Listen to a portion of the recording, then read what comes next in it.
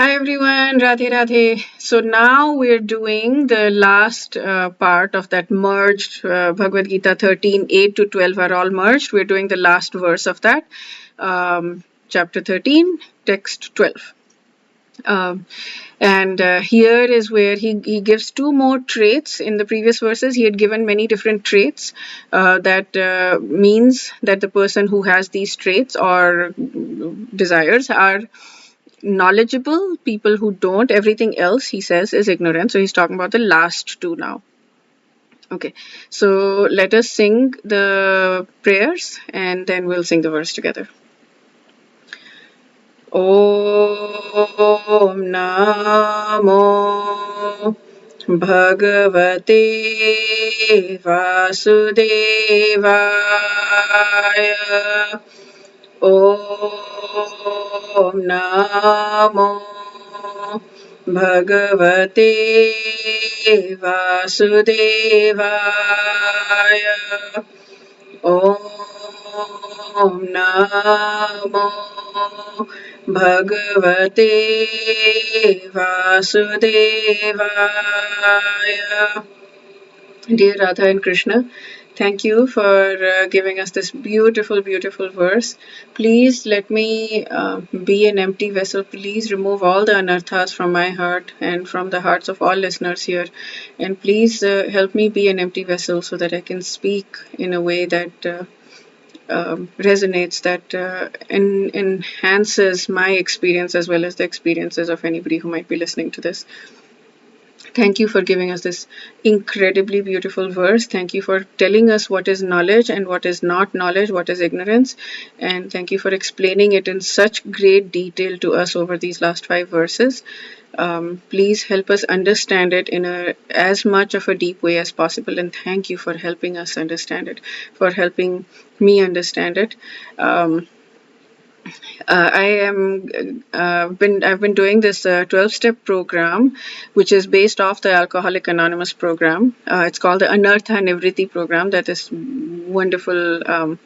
Mataji lady has she's modified the 12-step program Alcoholic Anonymous to our Krishna consciousness way, and not for alcohol addictions but for other addictions like food addictions or TV addictions or YouTube addictions or all kinds of phone addictions, those kinds of things. So any addictions, basically any anarthas we have, it's called an Anartha Nivriti program. It's incredible. And so we finished it last week, and it's been a week right now after we're continuing it. It's a continuation thing, lifelong thing. I mean, if you want to, it's better for you. But we did the first round, and it took me a week after that before I actually understood the depth of how brilliant it is. And I have another video that I just shot about it. It's labeled June 12, 2024. And it's just like it. I'm explaining there just how brilliant the Anartha Nivriti program is, because it goes to the root cause. What is the root cause of all addictions? It's because we're not connected with Krishna and we don't feel love from Krishna. And therefore, we're turning to all these other things for comfort because we want love. All human beings crave love. And what does the program do? Go straight to the root cause. And it's just all about prayers, the right kinds of prayers. Krishna, please help us. So yeah, if you feel inspired to, watch that video, and you'll get more information about that. So yeah, those things are helping me so much, so much. So these verses that are coming, like the knowledge, it's removal of those anarthas is helping me come to deeper knowledge. Like, it's of course a tiny step by tiny step by tiny step. I'm nowhere anywhere close to where a true person, true bhakta would be, where they're in prem, Krishna prem.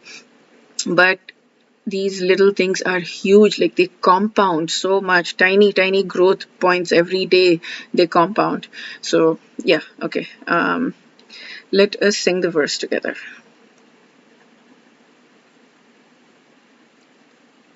Okay, I don't know what happened.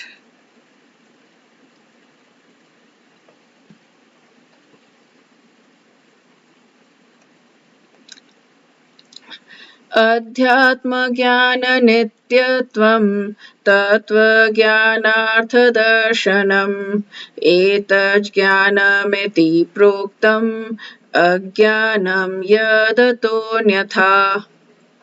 I realize that the English one is not there because I read the Hindi one, the Hindi script, and I forget sometimes, like if it's long like that, the English one is not there. Okay, so he talked about all of these traits until here. Detachment from the mundane society. So we're starting from here in this verse. Two things: accepting the importance of self-realization and philosophical search for absolute truth. Two traits. All these I declare to be knowledge, and besides this, whatever there may be is ignorance. So, the commentary here, where he's talking about those who are actually knowers of truth know that the self is realized in three different phases: Brahman, Paramatma, and Bhagwan. Bhagwan is, of course, Bhagwan Sri Krishna.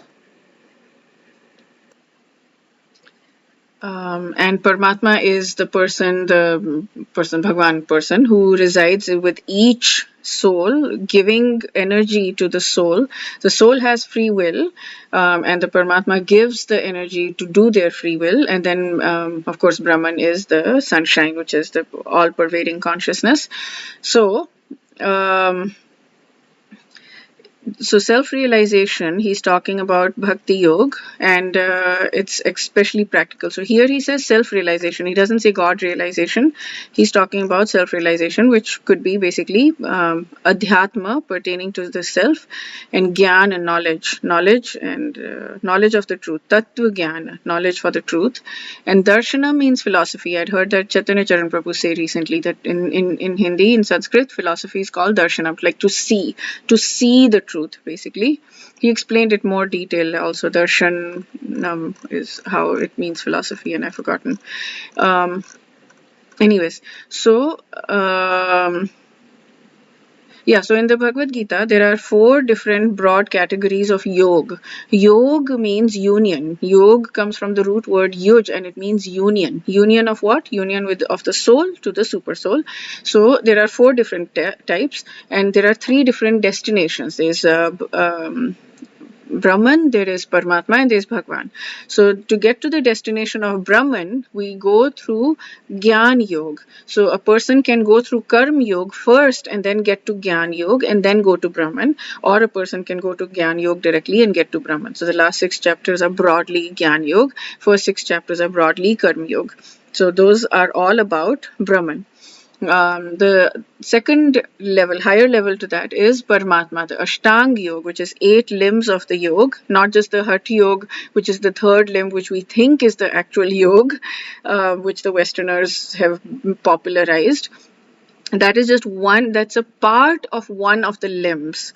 But Ashtanga Yoga means 8 limbs of the yoga, that yoga, which gets us to Paramatma realization. And so self-realization is a Brahman realization. I am not this body. And then the God realization is the Bhagwan realization, which is Bhakti Yoga. So that is the middle 6 chapters. That's all about Bhakti. So here he's saying self-realization, and of course Prabhupada is saying that Bhakti Yoga is especially practical, clearly stated here. Okay, I'm not sure where, but he stated it in a million places in the Gita, so I'm not seeing it directly here, but it doesn't matter. So then, so that he talks about this Bhagwan, and then he talks about how important it is for us to have humility, because the reason we came down on earth is because we wanted to compete with God. So we have that in us, even though when I think about it consciously, I'm like, I don't want to compete with God. I want God. I accept God as He is. But there are moments where I can feel that, like, why should I pray to Him? I want this thing. And I've talked to people also, and they also feel that. So there is somewhere deep inside, there is a little bit of that. So the first step of this 12-step program is to admit that we have a problem. So that's what he's saying. One must know, due to rebellion against the Supreme Lord, one becomes subordinate to material nature. One must know and be convinced of this truth so that we can start to work against it. So when we know that I have ego and this is why I'm here, and I'm saying, please give me humility, real, not just ego against other human beings, but even ego against God. If we admit it and understand it, then we can say, please, please, please help me overcome this, because He's the one who's going to help us overcome. We have no idea how to do that, right? We can't do anything. But with our free will, we can ask for His help and He can give it to us. We can go without God's help to Brahman realization using Gyan Yog Path, but Bhakti Yog Path, He has to give us completely. So we can't do anything. We have to just pray and beg, literally beg. Hari Parshad Prabhu was saying Krishna is crooked, and we have to know how to be even more crooked, and we have to cry in order to convince him, because he's the ultimate Purush and we're Prakriti. All men, women, whatever, all souls are Prakriti, which is feminine. And what does the feminine do to get the attention of the masculine and to get him to forgive her? She cries. So we have to cry. We have to just cry, and then God will listen to us. Krishna will listen to us, because he says he's crooked.